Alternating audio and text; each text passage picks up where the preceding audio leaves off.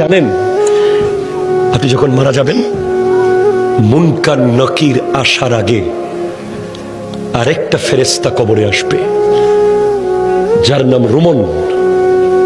সে আপনাকে বসাবে, বলবে লেখো, উকতুব আমালাক, তোমার ৬০ বছর কি কি করেছো প্রত্যেকটা মুহূর্ত লিখে দাও। ৭০ বছর যা যা করেছো সব লিখে দাও।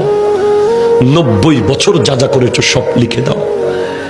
আপনি জীবনে একটা বাজারের লিস্ট লেখেন নাই, আপনি জীবনে একটা দোকানের হিসাব লেখেন নাই, আপনি ট্যালেন্ট ছাত্র ছিলেন, শুধু লিখতে বিরক্ত লাগে বলে আপনি ফার্স্ট ক্লাস পান নাই কলেজে, ইউনিভার্সিটিতে।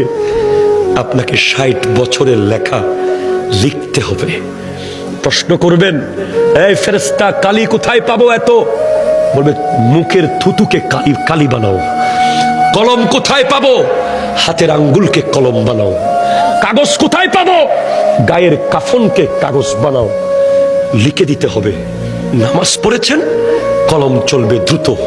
রোজা রেখেছেন, কলম স্পিডে চলবে। দান করেছেন, কলম স্পিডে চলবে।